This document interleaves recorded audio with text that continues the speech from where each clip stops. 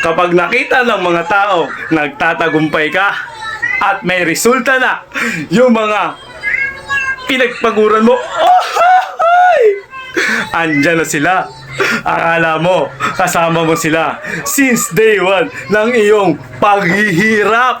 At kung masagana ka sala sa buhay, tol, isipin mo, yung mga taong nandyan sa tabi mo, sa kaliwat kanan, at dalawang kamay kang pinag-alayan ng time at panahon, yun lang ang isama mo paakyat ng iyong tagumpay. Amen? Di ba? Di ba? Ayun lang ang isama mo sa tagumpay. Yun lang ang bibigyan mo ng pribilehiyo. Yung banlawin mo doon Uy. sa CR, kanina ka pa. Ganyan ka ng ganyan, yung mga laba, hindi mo muna tapusin. Hindi ra naman to. Kumukuha pa ako ng tiyempo eh. Asan kayo? Yung mga panahon na nag-uumpisa ako. Nasaan kayo yung mga panahon na nag-grind ako? Nasaan kayo yung mga panahon na ako lang ang nagsisikap, ako lang ang naghihirap? Asaan na kayo yung mga panahon? Ang daming-dami kong problema. Asaan na kayo yung mga taon, ng mga oras, ng mga minuto, segundo na ako lang ang nagsusolve ng problema ko? Asa na kayo? Ayun, nandoon sa kanya-kanyang nilang mga tirahan.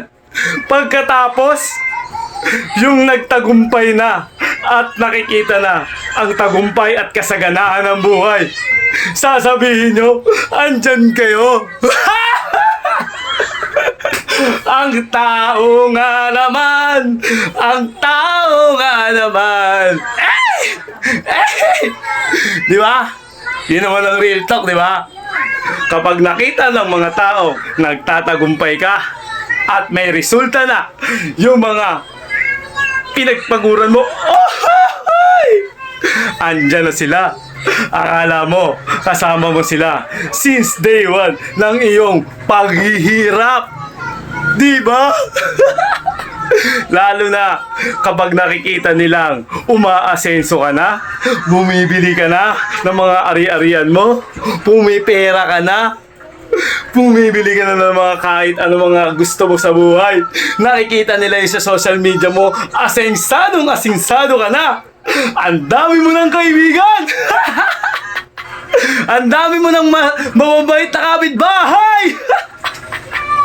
Ang dami mo ng kamag-anak. Samantalang yung mga yang lahat na yan, magmula sa kaibigan, sa kapitbahay, sa malalapit mong kaibigan, sa malalapit mong kakilala, sa kamag-anak mo, lahat ng yan hindi sumuporta, nag-uumpisa ka. Di ba? Yun ang real talk. Ang susuporta sa'yo, tandaan mo to, kaibigan, ang susuporta sa'yo, yung mga istangherong hindi mo kilala. Yung mga taong ligaw na papasok sa'yo, lalo na sa social media. Tama? Tama? Oh, di ba? Yung mga sensado dyan, nakukuha nila, nare-realize nila, nakaka-gets ka, yung mga taong sinusuka ka, yung mga nag-uumpisa ka, pinagtatawanan yung mga pinaggagawa mong walang kakwenta-kwenta. Di ba? Yung mga taong sinusuka ka at hindi ka bilong sa mga circle ng mga may papera. Di ba? Kasi alam nila wala ka.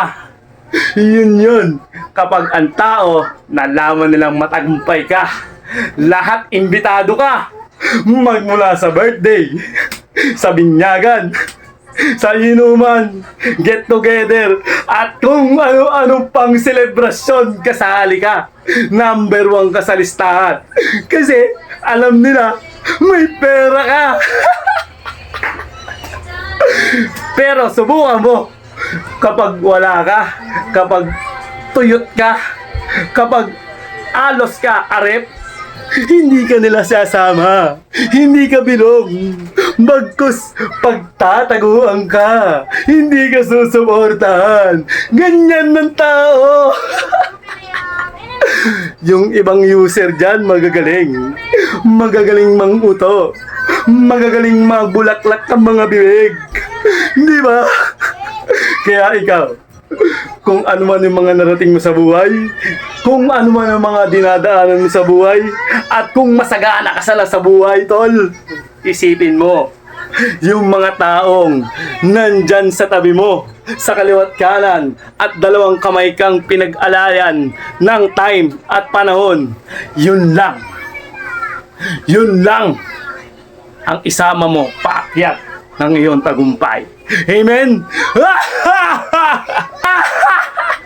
Di ba? Di ba? Ayun lang ang isama mo sa tagumpay.